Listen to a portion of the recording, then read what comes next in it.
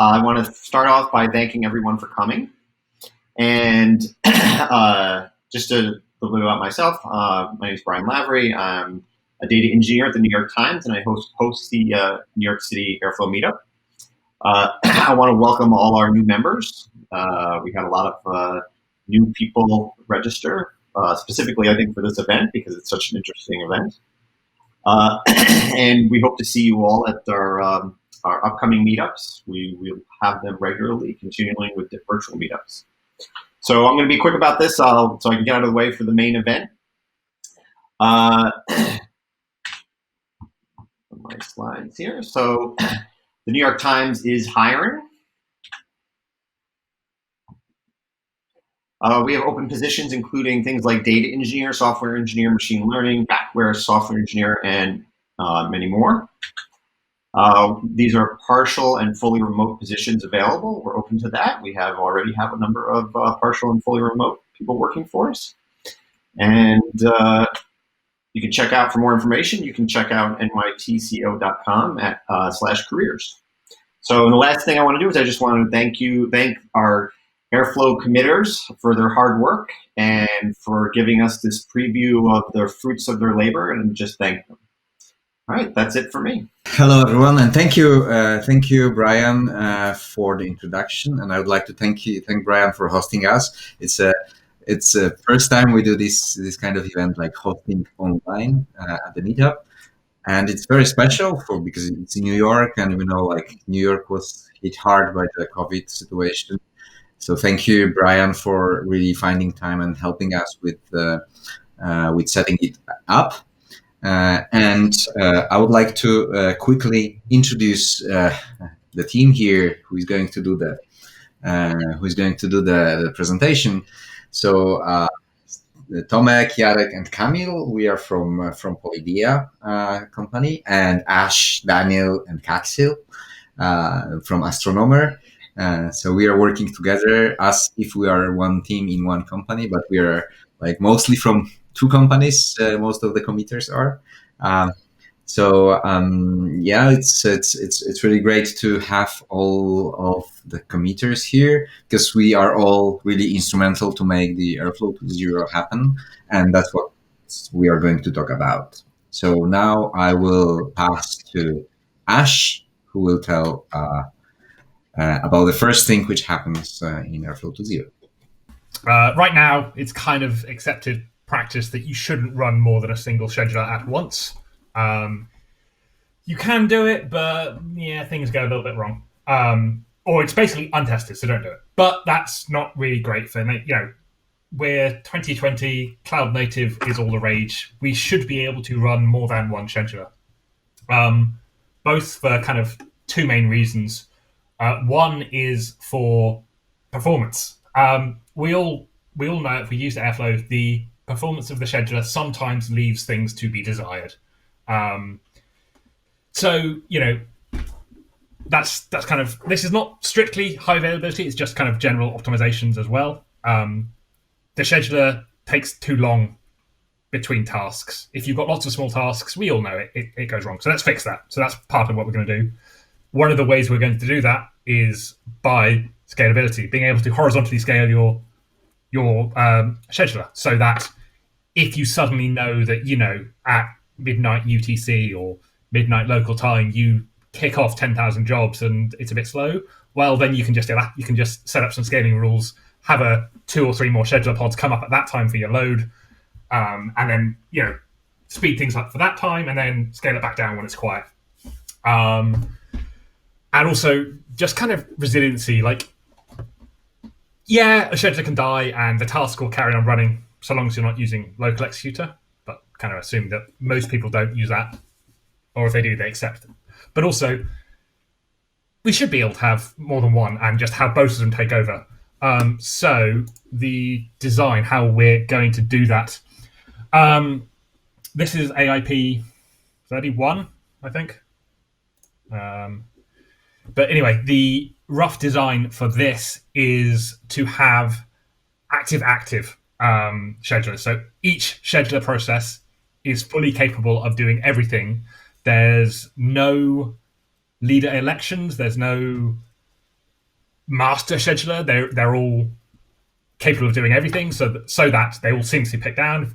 No kind of split brain things. To do this, we think we're using the existing database.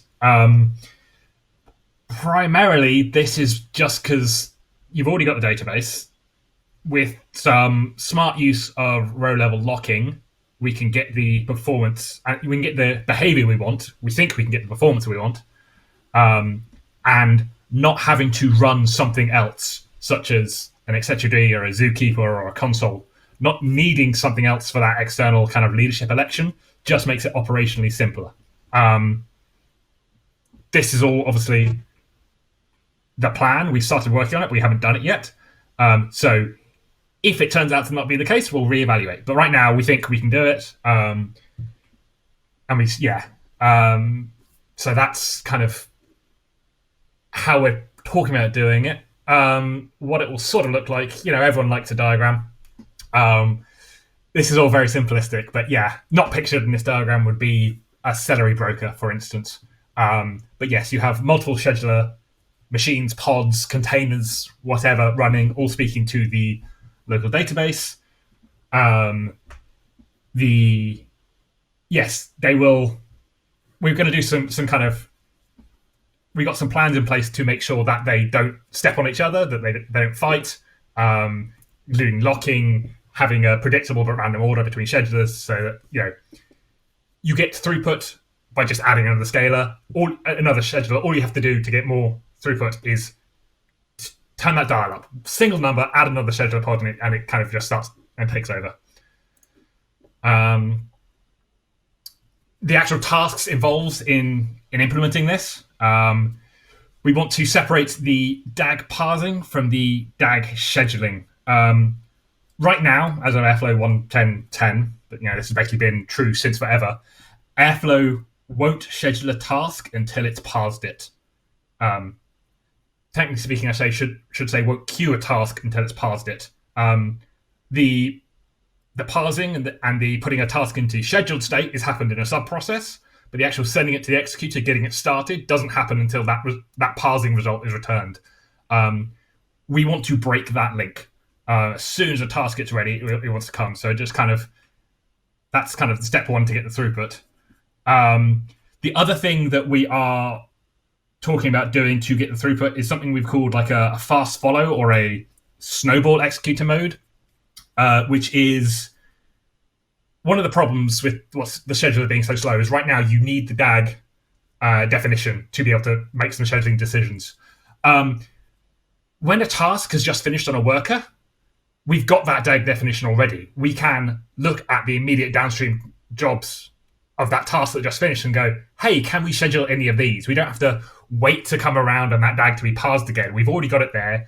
We can already make that decision, so we can kind of, particularly if you have a large number of DAG files, that should be a big speed up. So just like kind of, our goal, I'm not saying we're going to get there, but our goal should be sub-second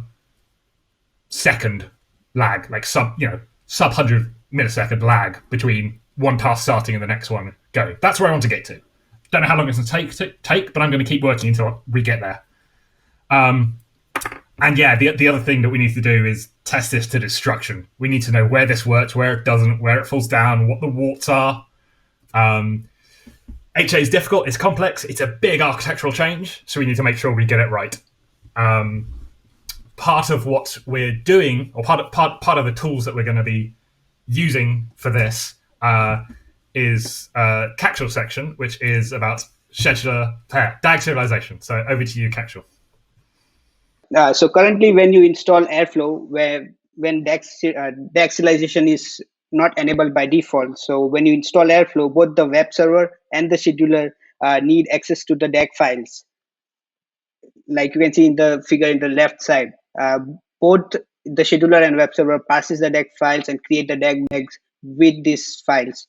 This is kind of redundant, and imagine if you're using Docker to deploy Airflow, you need to make sure that the DAG files are in sync, the DAG directory are in sync in both of these components. So to reduce this complexity and the duplication of having to pass DAG files, both things, we introduced DAG serialization. So the figure on the right side, you can see that the scheduler parses the DAG files, it serializes it in a JSON format, and it then stores it in Airflow metadatabase. The web server then reads the DAGs from the Airflow metadatabase and shows that in the UI. So the web server does not need to parse the DAG files anymore. So this was the main concept behind serialization, but we also did some good optimizations around it, which is my next slide.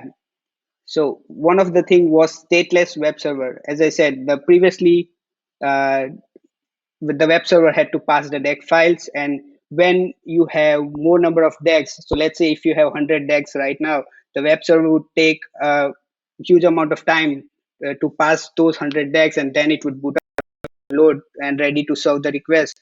And as soon as the number of DAGs and the DAG files start increasing, or the complexity as well increases. By complexity, I just mean to say nested subDAGs, for example.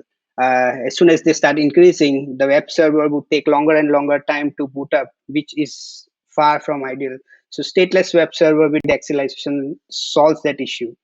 The one good optimization that we did is lazy loading of DAGs. So as I said, previously we were loading the entire DAG bag, so loading all the DAG files.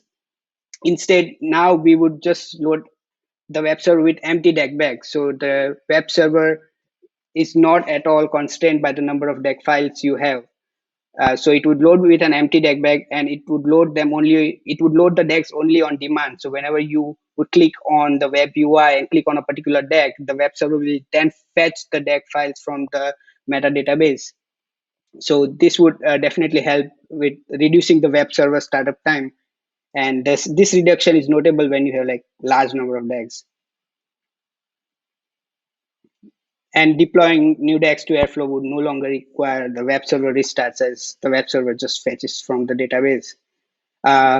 We also have a feature to use the JSON library of your choice. So by default, we use the inbuilt JSON library to serialize and deserialize it. But you can also, for example, use UJSON and iJSON to do that. And it also, the DAG serialization work also paves way for DAG versioning and scheduler HA. So these are all the tasks that have already been completed and are already available in Airflow 1.10.10. So we initially did some work for 1.10.7, but there were some known limitations which were solved in the later versions. And for Airflow 2.0, we plan to do the following. So first is decouple the DAG parsing and serializing from the scheduling loop as well. So we were doing this work in two phases. The first phase was introducing serialization, DAG serialization in the web server. The second phase is introducing them in the scheduler itself. So the current scheduling loop inside the scheduler does more than just scheduling. It also parses it also does DAG parsing, and it also does serializing the DAGs to the web metadatabase. So we are planning to have a separate component. It might be called serializer, or it might be called the DAG parser, that would be responsible to parse the DAG files and store them in the database. And the scheduler will now use the serialized DAGs from the database instead of just the raw DAG files. This should reduce the delay in scheduling tasks when the number of DAGs are large as well, because the scheduler should just do scheduling of tasks and not outside of it. Currently, it's more than just a scheduler. I'm going to now talk on the next thing I have been working on, which is DAG versioning, or maybe I am just starting to work on is DAG versioning.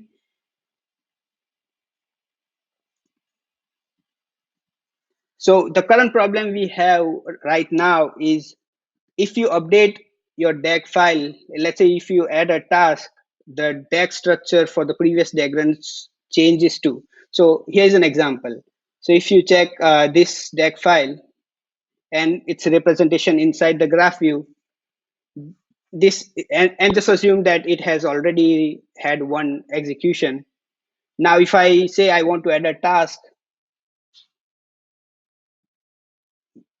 and then I go back to my DAG run view and check the previous DAG run, it would have this new task as well, but it would show that it has no status, which is like far from ideal. And this task was not present when this DAG executed at that time. So this is what we want to change with DAG versioning as well. A DAG run should correspond to a particular DAG file which it used at that time, or a serialized DAG which it used at that particular time. So we are planning to store, let's say, X number of serialized DAGs that have the DAG runs for that. So the goal for DAG versioning is like support for storing multiple versions of serialized DAGs. As a part of this exercise, we are also planning to provide maintenance DAGs to clean up old DAG runs and their associated serialized DAG files. And as I said, the graph view should show the DAG that is associated with the DAG run. The DAG structure should not change. And yeah, that's about it. I'll hand over to Kamil from Polydia. In Apache Airflow, I wanted to. I started working on improvement of scheduler.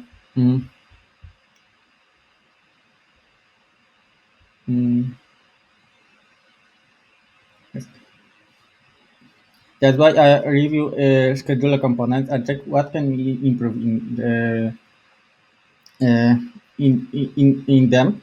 However, before I started working on them, we didn't even have tools that wouldn't even enable us to measure components performance. So I began with the preparation of tools that will allow me to check the performance. I call them per kit. These are decorators and context managers that simplify my daily work. They allow you to, for example, check the database queries in a given block of code. It's integrated with PyTest. So now if you want to raise queries in the test case, all you have to do is run a PyTest with an additional option.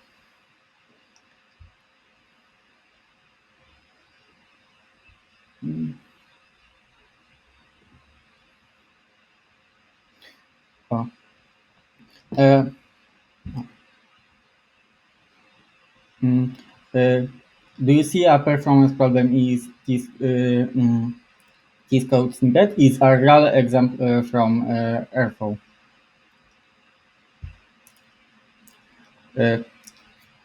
If DAG contains 200 DAGs, it results in 200 queries. It could be easier replaced by one query to database.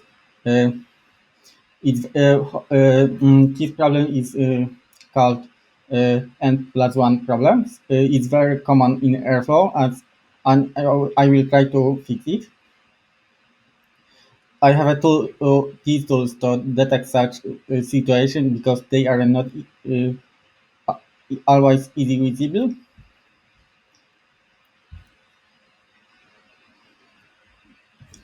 I have already optimized one component, the file processor, and I received fantastic results. In the local environment, we can observe a 10 times faster processing time of one file and reduce the number of queries over 500 times. The results in the real environment are even more fantastic due to network latency between the database and scheduler. When I improve the performance, I wanted to avoid change that may have a negative impact. To achieve that, I have created some additional tests that perform operation in a context manager that counts the queries. This way we can catch up change that have a potential impact on Airflow performance during code review. Such tests are critical in open source projects like Apache Airflow because contributors come and go, and the knowledge is not always passed on. Let's summarize. We know what is a common source of the performance problems in Airflow. we have a tool that allows us to check performance during daily work. We protect yourselves against regressions in the futures. Next person is Jarek. Okay. So I will talk about REST API, although the person who is mostly working on it is actually Kamil, who just spoke. But one thing that we have in REST API is like we are going to have a really stable and fully featured REST API that follows the OpenAPI 3.0 specification. So you can see like an extract from Swagger showing the APIs and showing the showing this example calls here. But what's even more interesting here is that we have 2 interns working on the APIs as well. So tomorrow, actually, we have a kickoff meeting with them. Outreach is an organization that pays for internships of people who normally wouldn't be able to participate in projects to participate in open source projects. And we, together with Kaxil, we are mentors, and we helped to check a number of participants, and we chose the 2 participants, Ephraim and Omair. So welcome, Ephraim and Omair, if you are listening to this meetup. And tomorrow they start working together with Kamil on the APIs, but everyone's help is welcome as well. So they will just be helping, but if anyone can contribute to the APIs, that would be fantastic, because we have a lot of work there, and we just start the real work on that.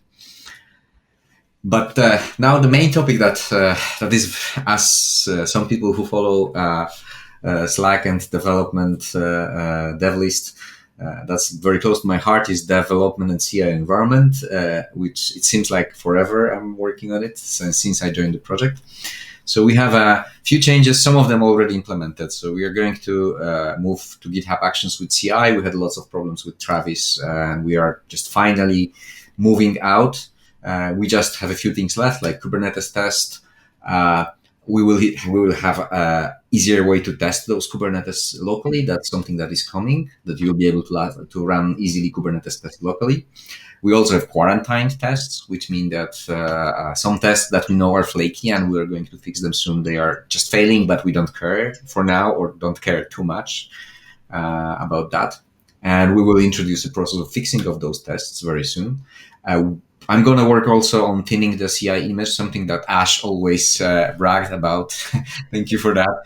Make the image smaller, and I'm gonna make it smaller finally, because we get to the production image, so I can have some time for that. So there are some things that can be moved out, like Hadoop, mini cluster, and a few other things. And also, last part of the tests, we are going to automate the system tests of Airflow. So we already have a number of system tests, especially in Google area where Polydia team was working. So we've implemented automated tests with the actual system that we connect to. In this case, it's GCP. So we are trying to, like, we're implementing a full automation of those tests, so that they can be run like weekly or daily. Daily probably not, because for now, for Google, it takes 7 hours to run them all or something like that. They are very, very slow, but we are going to repeat them very often. And this is an example of screenshot from the GitHub Actions that we have. Some people find it less readable. Some people find it more readable. I really love the feature which you see here, like timestamps. Finally, we can see how much each step in the CI has taken place. But this is something that we like, actually. I think we all like the GitHub Actions comparing to Travis, even though it has some quirks as well, but it's much better than Travis. Few more things about the dev environment. So probably I created Breeze, and I'm adding more and more features to Breeze continuously. So right now we can you see the list of comments available is growing almost weekly. So right now I'm just adding the generating backport packages, which I'm going to talk about it. So we can also use Breeze to do all the maintenance of and generate a number of useful artifacts from Airflow. So Breeze is used now for unit testing, package building, release preparations. I'm going to refresh some videos. So there is the Breeze video on the main page, which is all fully outdated, and I have no time to really record it. But I already have the screencast done, so just I have to record the voice. And one last thing that is kind of my dream, or something that I was longing for a long time. I'm gonna try to integrate with the recently announced Codespaces. Codespaces is like online development environment for anyone using GitHub. So I really hope with Breeze and what's behind, we will be able to literally develop Airflow from your browser using the dev environment provided by GitHub, which I hope it's going to be really, really nice to start your adventure with Airflow. Backport packages. This is a big thing, I think. So we are bringing the Airflow 2.0 providers to 1.10. So we were developing Airflow 2.0 for like months now, or maybe even years. Ash, correct me if I'm wrong, but it's probably like a year from now, like when we started working back, then we started working on 2.0 or even more. Yeah. So we are continuously adding new things, but it's not being used because it's only in master and very few people use it. So we are now bringing all the providers, so integrations with external services to 1.10. And this is all fully so there is a separate package per provider, which means that we have 58 providers, 58 new packages that I'm working on releasing right now. So we're going to release candidates like today, tomorrow, most likely, and voting on it. And maybe in next week, it will be available to anyone. So anyone will be able to use Airflow 2.0 communication with external services and number of operators and hooks and sensors and whatnot in Airflow 1.10.10 or before. It's only Python 3.6. It's automatically tested as much as possible so far. So just built and installed on Airflow 1.10. So we just test if it works. So it's like fairly stable right now. And we also tested automatically using the system tests. We also tested all the Google packages on it. So this make it really something that when automated tests will be in, we will be able to test also that. And in the future, so in the future we are automating it. And actually, when I implemented it right now, these backport packages, it turned out that I was afraid the AIP8, which is splitting Airflow into sub packages, will be a little bit more difficult. But what I see we achieve right now with backport packages is like almost AIP8. Like it's it's almost there. So I hope we'll discuss it, but I hope we're gonna use the same approach for releasing Airflow 2.0 in the future. One thing that you will find also in the backport packages and release are release notes. So this is something that I worked over last week, and I have some good results. So we have automated release notes for all the backport packages. So you will see for each backport package. These are just two examples. So this is the which one is it? This is Snowflake and SSH backport package. So you will see which requirements are required for each package. You will see the list of new operators and new hooks generated or provided by this package. Those are the new operators and hooks that were not in 1.10 so far. You will also see the release notes or changes automatically. You will also see cross dependencies because some backport package depends on each other. So this is the SFTP package, but I believe, and it depends on SSH package. So you have to install both of them to use all the features. But you also see the list, if there are operators which were moved from the 1.10 to 2.0, you will see the list of those operators with links to the operators that moved. So it will be super easy for you to switch to the new operators from new packages after this is released.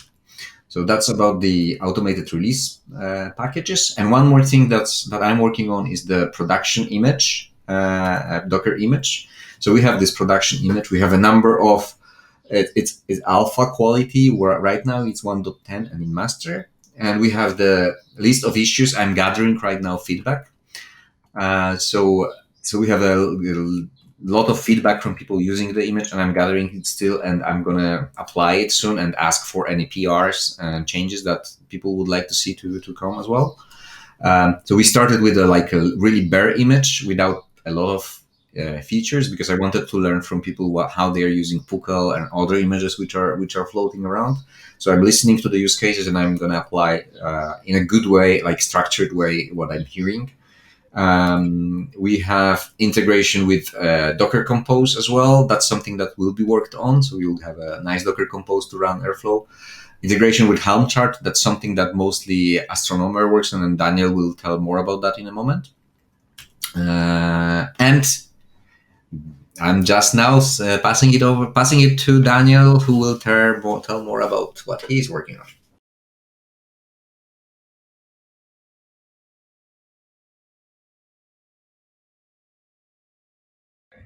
Hi, everybody. Thank you so much for having me. I'm going to be talking about a couple of the cool new integrations, a couple of the cool new features in the Airflow and Kubernetes story. And probably the one that we're most excited about is the KEDA autoscaler. Am I able to? Yes. So traditionally, when Airflow users wanted to have an autoscaling story, they would have to use the Kubernetes. They would use the Kubernetes executor, and the Kubernetes executor uses the Kube API to launch a pod per task, which is great if you are trying to scale down to 0. But there are some drawbacks. The first of which being that when it comes to very high scale cases, if you try to launch 1,000 tasks in parallel, that is 1,000 pods running in parallel on your Kubernetes cluster, which can get really expensive. It's also the case that there's a non-zero startup time per pod, where you have to start the container, and then you have to start the Python interpreter, then you have to load the Airflow libraries, parse the DAGs, and all of that can mean that, especially for very short tasks, that there's some amount of overhead on a per task basis. And so while historically you had this comparison of the Celery executor and the Kubernetes executor, where the Kubernetes executer had dynamic allocation, but the Celery executor was faster at SLAs and more efficient because you could run multiple tasks per worker. We were able to figure out an auto-scaling solution for the Celery executor in Kubernetes, which works really nicely. And we do that using a system called KEDA. And KEDA stands for Kubernetes Event-Driven Autoscaler. So it's this CNCF sandbox project where you can essentially create an autoscaler for number of tasks in a queue, or in this case, myself and Tomek actually built autoscalers for Postgres and for MySQL. And so now we can run a Postgres query on the Airflow metadata database, and by the results of those query, handle autoscaling. So in this example, the solution we came to was the math.ceiling of number of running plus number of queued divided by number of tasks per worker, which is usually 16. So we start out with a scale to 0 Airflow cluster with no Celery workers running at all. And the second we add one task, now it launches a worker and it's able to scale down when that task is completed. And if we are now running, if we now have 20 running tasks and 20 tasks waiting in the queue, it's able to scale up to that amount, and then once again scale to 0. And so now you have the multi-tenancy and the fast follow of the Celery executor, but with the auto scaling of the Kubernetes executor. And this also kind of creates a new Airflow paradigm, because historically, if you have the Celery executor and you wanted to create a new Celery queue that had GPU or had extra memory, that means you now have to do resource allocation for that new queue. But with KEDA, queues are cheap. They all scale to 0. So now you can have 50 or 100 different queue configurations, each of which is just a Kubernetes deployment object, and customize them as much as you like. And now you can basically get a lot of the benefits of being able to have one queue with certain secrets, one queue with extra RAM for very intense jobs, one queue that's extra light because you have very simple tasks, and all of them scale to 0, so they're all very cheap. I also wanted to talk about as far as improvements to the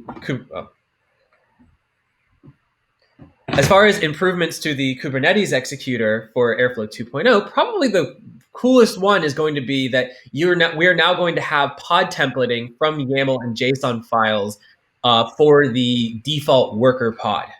So when we first came out with the Kubernetes executor, the Airflow community didn't really know much about Kubernetes, and we wanted to make the process as straightforward as possible. So we actually abstracted the KEDA API away.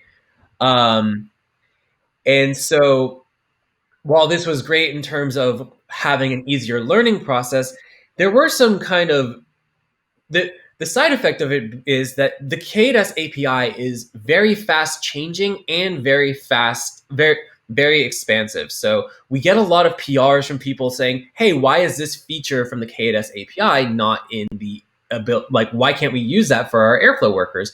And now we have this ability where you can just have a YAML file, modify it to whatever matches your use case, and we will pick it up. So in Airflow 2.0, there's going to be a config in the airflow.cfg called pod template file. You link it to the path to that default YAML file, and the Kubernetes executor will now parse the YAML file and launch a worker pod. And I want to give a huge thank you to David Lum for spearheading this feature, and we're all really excited to see it in Airflow 2.0. And of course, finally, I wanted to talk a little bit about the official Airflow Helm chart. So what's pretty cool about this Helm chart is that this is actually the chart that we at Astronomer have been using for our customers for probably at least the last year. So we have tested this on a multitude of clouds. We've tested it at some pretty gnarly scale, and we have a lot of customer feedback and knowledge from that we've been able to put into this Helm chart. And we even have KEDA autoscaling in the Helm chart, which you can just turn on by setting a variable. And so we're hoping where there's an open PR right now. We're hoping to get this merged very quickly. This will actually be available in Airflow 1.10, but we're going to release a new chart with each Airflow release. And so this way, the charts will be guaranteed to work with the new versions of Airflow. We will consistently test against the official Docker image, and the Airflow Helm chart will actually make it significantly easier to run Kubernetes-based tests on Airflow. So now, as part of our CI/CD pipeline, we'll be able to launch Airflow with the Helm chart and then run integration tests against it. And this also significantly simplifies the Airflow onboarding process for Kubernetes users, because especially with Helm 3, you don't even need a tiller. You just have a Kubernetes cluster, run helm install Apache/Airflow, and now you have an Airflow cluster running on your namespace.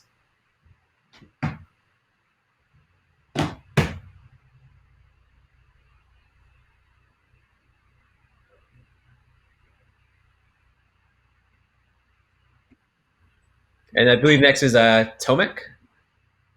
Hello, everyone. I want to tell you more about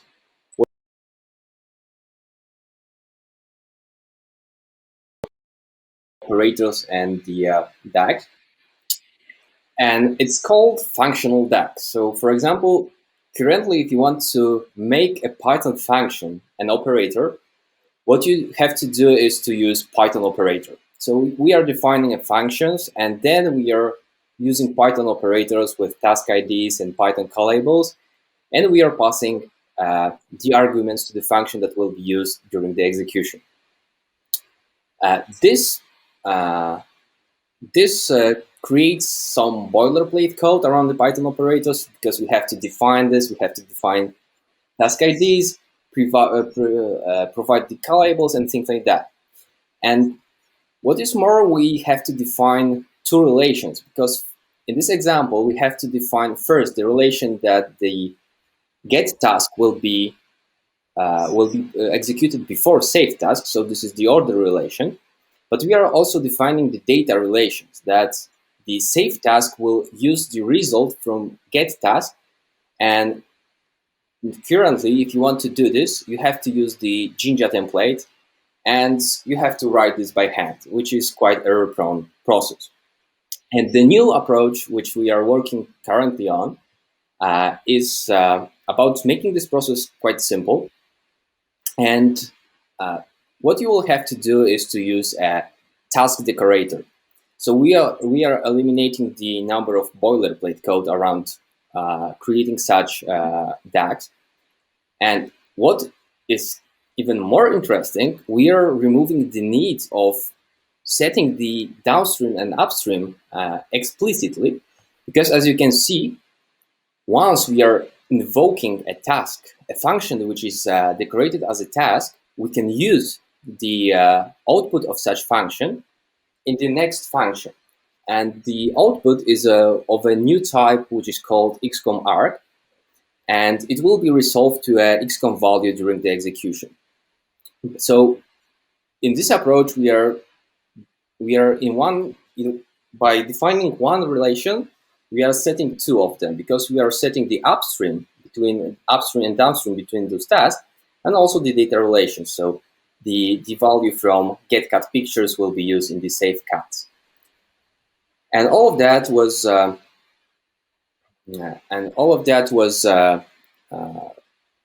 proposed in the IAP 31, which is awful functional DAG definition, which was proposed by Jared. So huge thanks to that. And the main point of that is to ease the way of converting a task, of converting a function to an Airflow task, and to simplify the way of writing such DAGs. And in my opinion, this is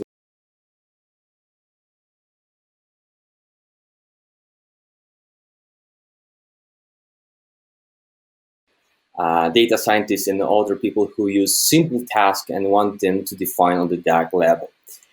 But there is also one interesting part of this IAP, which is pluggable XCOM storage engine, which removes even more boilerplate code. Because, for example, if currently if you want to download some data from GCS buckets and then perform a transformation on those data, and then we have to upload this data back to the bucket. So we have to repeat ourselves in the process of downloading and uploading the data to persist it. And by making the XCOM class pluggable, we can abstract this layer of retrieving data. And I think this is really really nice feature. And some part of this IAP will be available probably in 1.10, but all of that will ship with Airflow 2.0. And now Ash will tell us about some smaller changes that will be part of Airflow 2.0.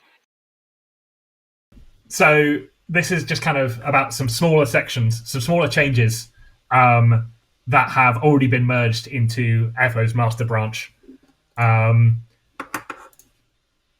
So we make changes into master, and then we as release managers backport those into 1.10.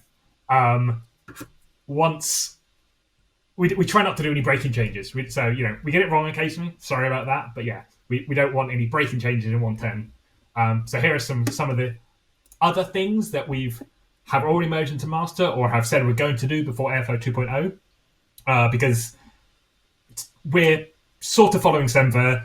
Airflow 2.0 might break some things. So here are some changes. Connection IDs need to be unique. So to those who aren't expecting it, connection IDs appear unique, but they aren't. So it's occasionally tripped some people up. You can actually create two MySQL connections with an ID of kind of my data warehouse. You could create two connections pointing to two different MySQL servers. this was, when Airflow was created in 2015, kind of a poor implementation of load balancing. But there are better ways of doing this, and this is not really documented, and it's such a surprising feature that for 2.0, we're going to remove it. If you want HA, there's going to be a different solution. So Hive, you can put, if you're connecting to a Hive metastore, you can separate your hosts by a comma, some kind of solution like that, which is better suited to the purpose and makes connection ID unique. Just like makes a whole lot of things less shocking and hopefully fixes it. Other things, Python 3 only. So Airflow 2.0 will not run on anything less than Python 3.5.3, I believe. Python 2.7 has been officially unsupported by Python, the Python project, Python developers. It's been unsupported since January of this year. If you are still running on Python 2.7, you need to upgrade. Airflow 2.0 will not work. You will not be able to get all these lovely new features unless you upgrade. So this is your warning. Upgrade to start the process of upgrading to Python 3 if you haven't already. Airflow 1.10 will work on both Python 3.5, 3.6, 3.7, 3.8 coming, and also 2.7. But Airflow 1.10 will be the last release series to support Python 2.7. The other one is the RBAC UI, so the web server. When Airflow was released, it had its web server, its UI. At, I believe it's 1.10.0, maybe 1.10.1, we added a new feature called the RBAC UI, which was role-based access control. So we rebuilt the web server UI on top of a project called Flask App Builder, because it has a lot of role-based access control and screens to manage the permissions and kind of all that built into it. So we rebuilt it on top of that. From Airflow 2.0, this is the only option. Previously you could get this in 1.10 by setting RBAC equals true in your web server section of your config. But for Airflow 2.0, this is your only option. This won't affect many people directly unless you happen to be using a few plugins. If your plugin doesn't support the RBAC, plugins that alter the web server, which not many people do. But if you're using one of those, if you have one of those and it doesn't support the RBAC, you'll need to update it. A lot of the shiny new features we've backported to 1.10. We've only backported them to the RBAC UI just so we don't have to do twice the work to backport it. Kind of the big example there would be the change in Airflow 1.10 to be able to let you change the time zone in the UI. So 1.10.10, I should say, 1.10.10, all the UI, all the dates in the UI are now localizable. You can have them in your local time zone, which is helpful if your time zone is not always UTC for 6 months of the year. Hi, I'm in the UK. It's the one advantage and curse. Half the year I'm on UTC.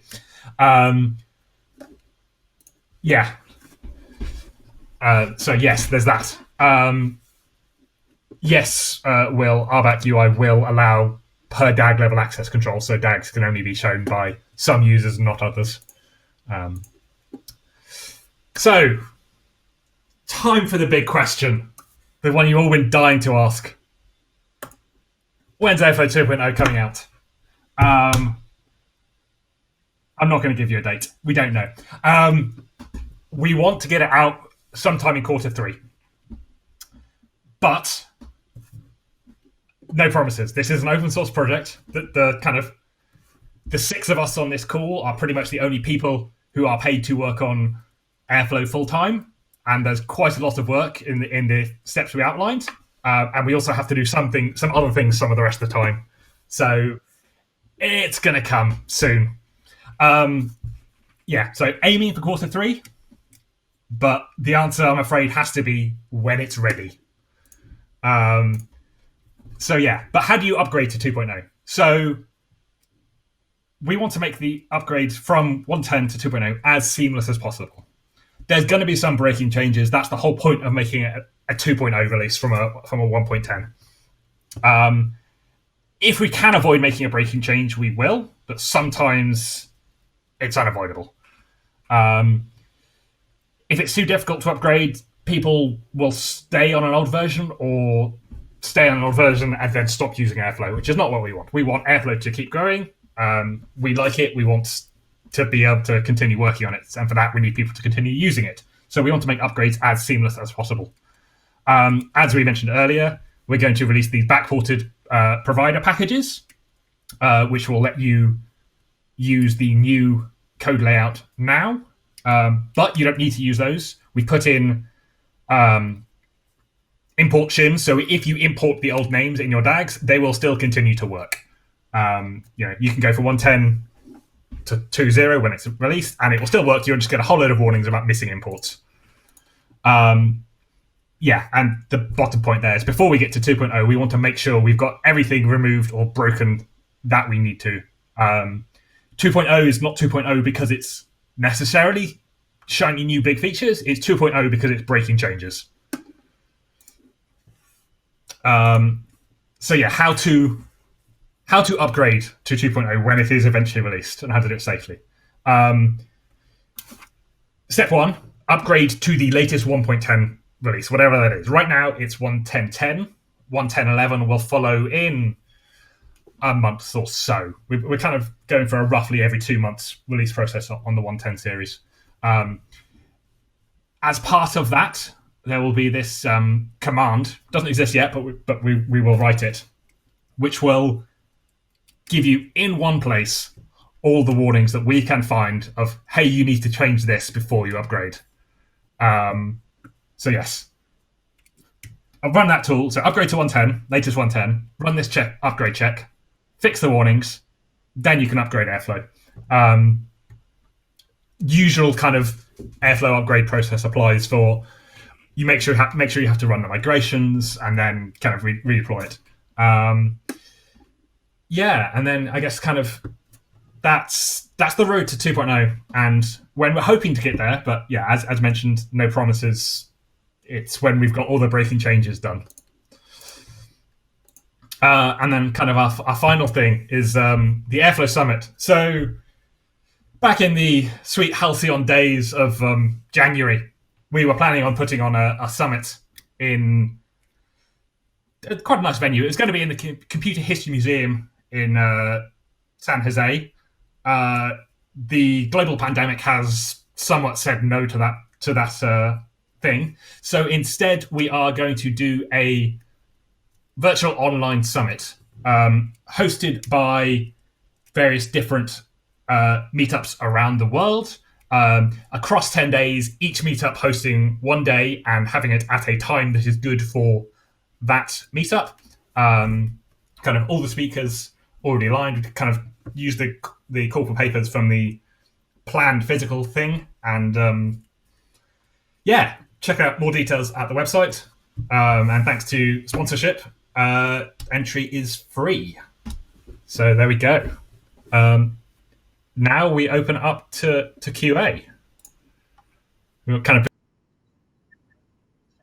So the question. So we are looking at some most voted questions. So there was a question if there is a plan to support upgrading versions, migrating to the DB, ensuring backwards compatibility of the API. Yes, that was the answer from last few slides from by Ash. And the additional question, does it include upgrading to 2.x versions? I believe so. Yeah, we will. Well, we haven't yet done 2.0 release, but we plan to have like 2.1, 2.2, 2.3, etc. All the migrations there. Yeah. There is a question which I cannot answer right now. Maybe somebody else. How do you deal with subdags in 2.0? The issue with sequential executor.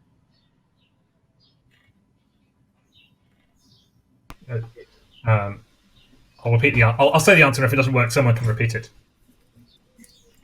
To expand on that answer, this may not be 2.0 because it's kind of not a breaking change, so it may be something we can do later.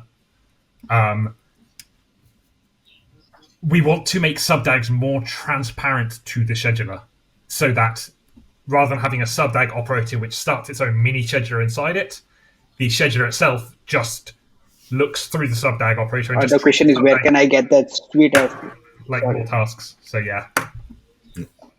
So I see that I'll take this one. So there is a question that we discussed before, like where can I get that sweet Airflow shirt that I'm wearing? Actually, if you look very closely, this is the old logo of Airflow. So I have it from the Meetup, which I talked at in Sunnyvale a year ago, more than that. But this is since I see this is a popular question, like 17, 18 votes and counting. So probably we have to come with something during the Airflow Summit. So that's a note for us to produce some swags and get some ways people can get those t-shirts.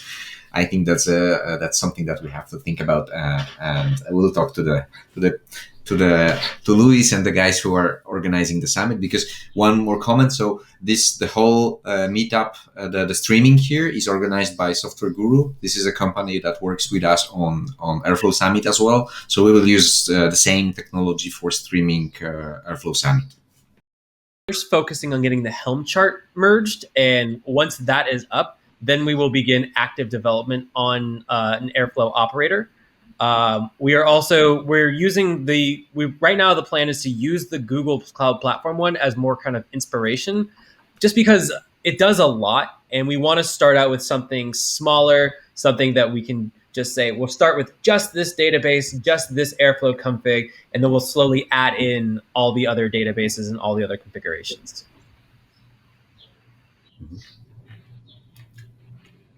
A question about how long will the lag be between tasks in 2.0. We don't know, but my goal is to get that less than 0.1 seconds. I'm not really going to stop working at it until it's less than 0.1 seconds. It should, that should be achievable. So I'm just going to keep plugging away at it until I get down to that figure. It's a fairly arbitrary cutoff, but that should be table stakes for a scheduler kind of in this day and age. Yeah. Another question I see, like, how can people get involved in development? So, like, just start developing. We have a number of issues which are good marked with the label "good first issue." We just recently moved to GitHub issues back from Jira, which was like one of the best moves ever, I think, and I'm sure everyone agrees with me on the call. You can find good first issues there, and there is also contributing RST documentation in Airflow, and it literally guides you step by step how you can contribute, how you set up your development, what are the steps to create your first PR, etc. So everything is described there, and like feel free to just pick an issue and start working on it in the way described in the contributing RST. Another question. Everyone agrees with me on the call. You can find good first issues there. Another question was, have we got any plans for features around it literally guides you data validation and kind of data quality checks in Airflow? What are the steps to create your first? Yes. So no firm plans. Feel free to just pick an issue and start working on it in the way. Sorry, we're getting 2 copies of audio. Everyone agrees with me on the call. Sorry, audio problems, everyone.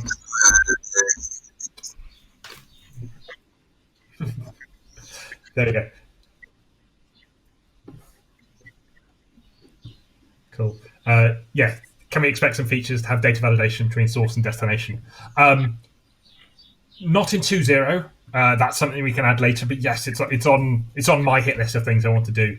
Kind of. Let's say it's an ETL job and you expect 70 million rows a day, and then suddenly it drops off a cliff, and the next day you get 2 rows rather than 70 million. Being able to expose that natively in Airflow would be great, both from a let's just graph it, and also then some level of being able to alert on that of, hey, it's not within 10% of yesterday within 7-day average, something like that. No, don't know what the firm plans are, but yes, we want to work on that. Also, yeah, that's kind of also useful for machine learning workloads. If you want to do a split testing of some models, you run both of them at the same time. You want to know kind of which one gets you the better results. So yes, that's definitely a feature that's coming. It won't be 2.0 because it's not needed to be 2.0. That can be a 2.1 or a 2.2. As I said, 2.0 is kind of, right, what are the breaking changes we need to get in now? And then we can add new features after it.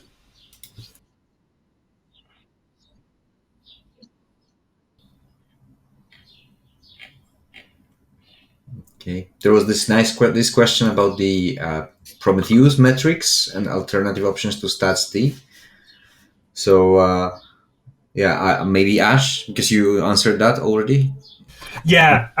So I would love to have native Prometheus support in Airflow, but it's not trivial out of the box because of the way Airflow uses sub-processes and across different machines and trying to work out how that behaves without just storing it into our database and querying it, which may be something. So maybe help us work out what it looks like and how we can do it.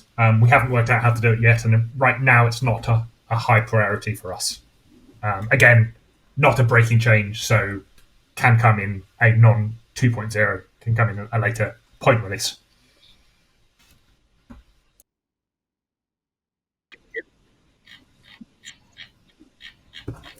I'll answer some questions in the meantime. Did we consider namespacing to isolate groups, to isolate or group DAGs, variables, connections, or even plugins? So kind of like you have namespaces in Kubernetes, can you have namespaces of your DAGs and connections?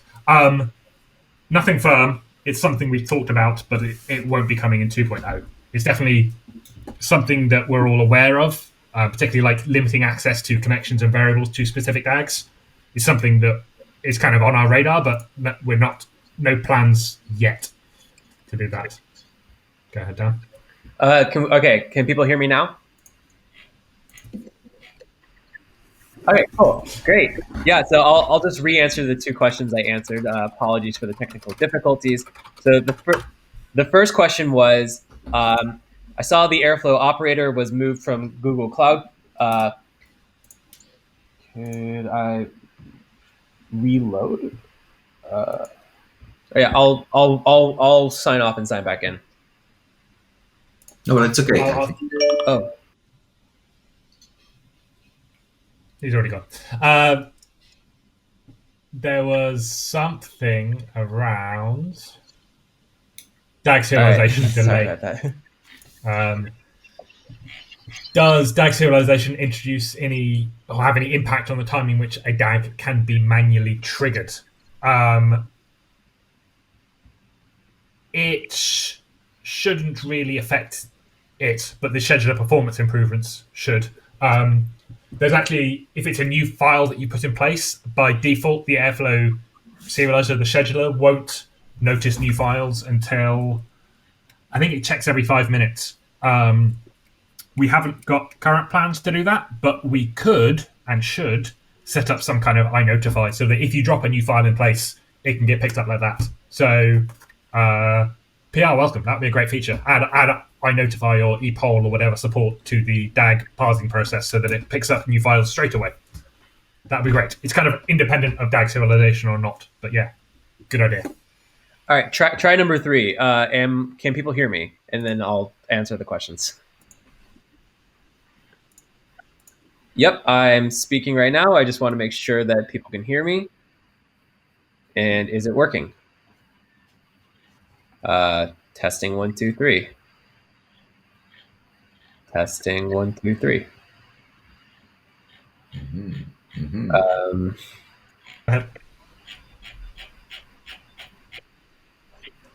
Just so what? You're good. You talk. Okay, cool. All right.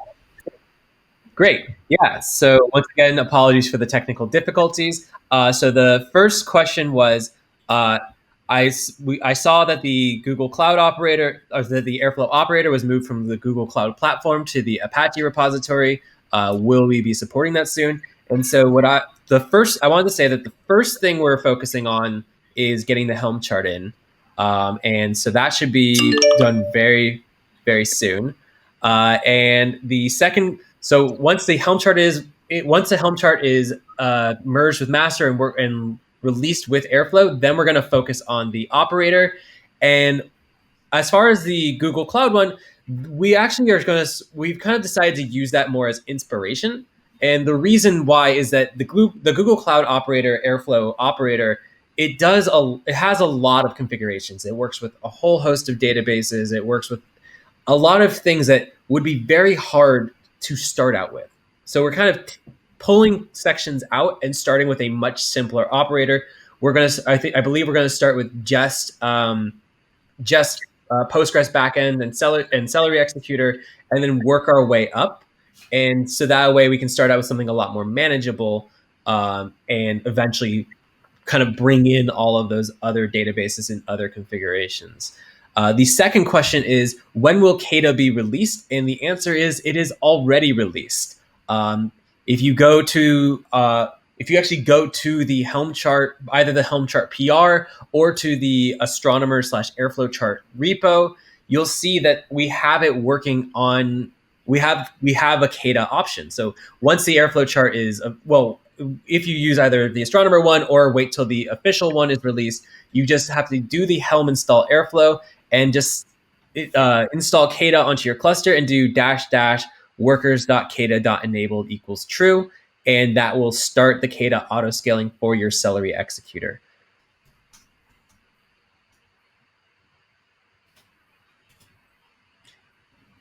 And then are there any other questions?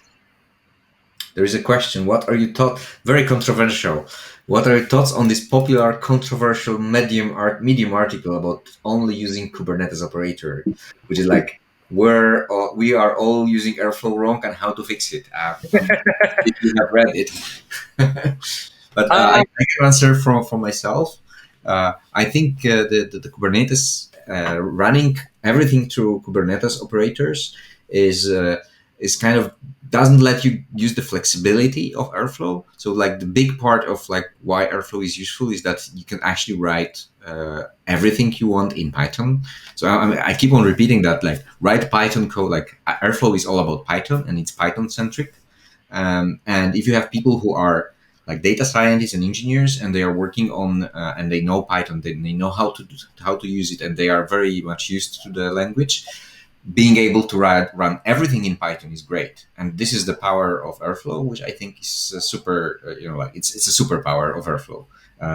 Because otherwise you have to know all the Docker, like prepare your image, deploy it, have it run with Kubernetes. And if it fails, you have to debug it. And that's, so far, it's so complex that like just running a Python code is much easier. That's my point, but maybe others have other opinions on that.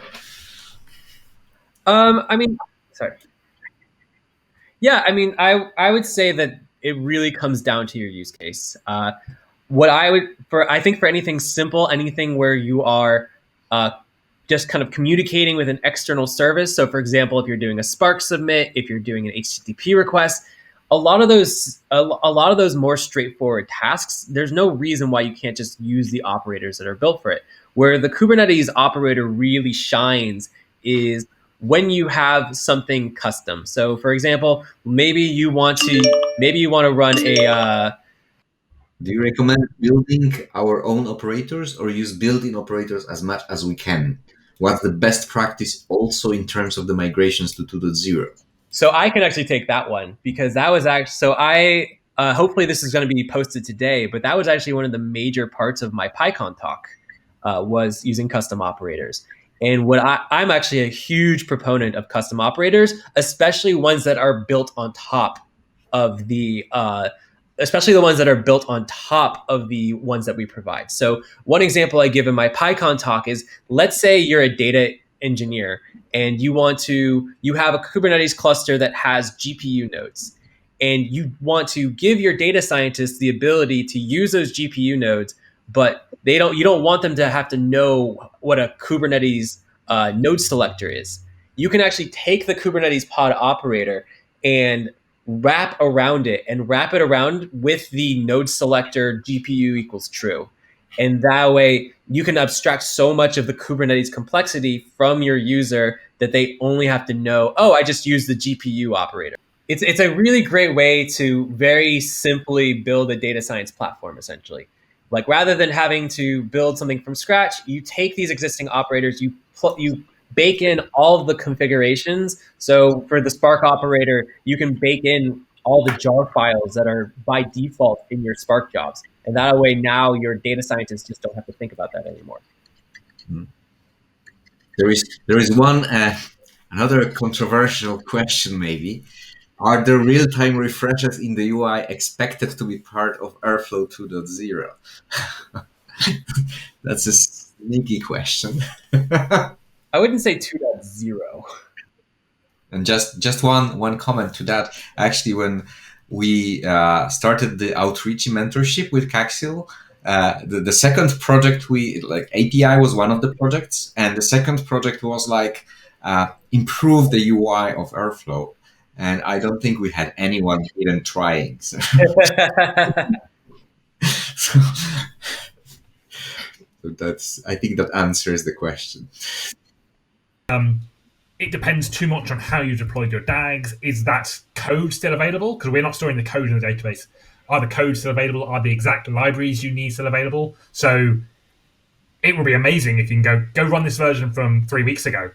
But sometimes you want to run the task or the DAG run from 3 weeks ago with the latest code because you just fixed a bug. So there's kind of edge cases around that. So no, essentially we're just punting on that decision because it's a hard one to answer and we're not going to tackle it for now. Okay. Any plan for Airflow to deploy streaming jobs too? So is the question, will Airflow itself become a streaming platform? And my response to that is we don't plan. I don't think we plan to be a streaming platform, but we do plan to reduce the amount of time between that it takes to launch a task. I would also say that anyone who has had significant experience with a Kafka cluster can attest that there is use cases for streaming, but it is a monumental infrastructure effort to maintain a streaming platform. Yeah. And if you look at the webpage of Airflow, I think one of the first sentences is Airflow is not a streaming solution. And I think it holds. Yes. Right. Sorry to run everyone, but I have a 2-year-old daughter who needs to be put to bed. So I'm going to have to go now. So thank you very much, everyone. And I'll catch you all later. Thanks, everyone. Thank you, Ash. Thank you for joining us. So another question, maybe somewhat interesting. Are there plans to offer Airflow on cloud marketplaces? So as far as I know, there is one Bitnami image on Azure. I'm not sure if there are any plans of making it a cloud marketplace, unless something with the Airflow operator can bring that to that, or can, I don't know. Tomek, we cannot hear you. You're muted. Yes, I unmuted you. Yeah. Tomek? Yeah, you can talk now.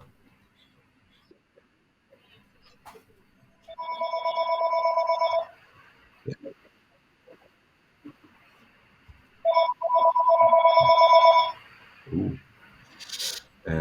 Okay, so just looking through the question.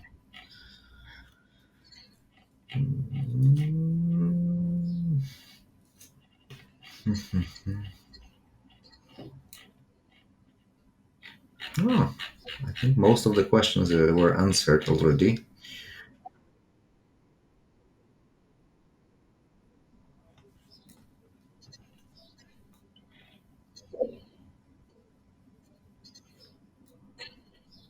Tomek? I think so, but there is 30-second lag, so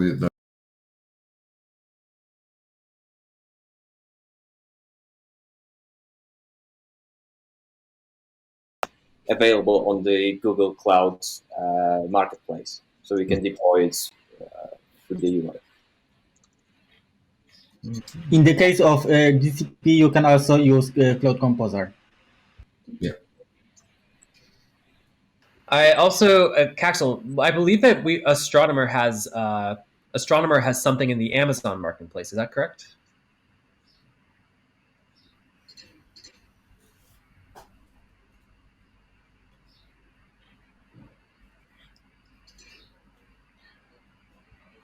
I'm not sure if Kaxil heard you. Yeah. Kaxil, I believe that Astronomer has a offering in the Amazon Marketplace. Is that correct? Okay, I think Kaxil, I cannot hear you for whatever reason. Oh well. He doesn't look like. Let me just see if there's any other questions to answer. I think we can slowly wrap up. Great. It's been over 1.5 hours almost. Time passed. So I yeah. am not sure. Okay. Now we have the answer. There we go. Okay. All right. Thank you guys. Thank you all so you. much for coming. This has been really fun. Yeah. Thanks a lot, and thanks again, Brian, for hosting us. That's really great. And one comment from my side: it wouldn't be, if not the COVID situation, we probably wouldn't be here talking, like 6 people from, like 3 people from Warsaw, 2 people from London, and from where? From Los Angeles. Los Angeles, and Brian is in New York, and we have people all over the world watching at that. So that's kind of unexpected thing after the COVID situation, and I think it's great actually. Yeah. Thank you guys so much. Thank you.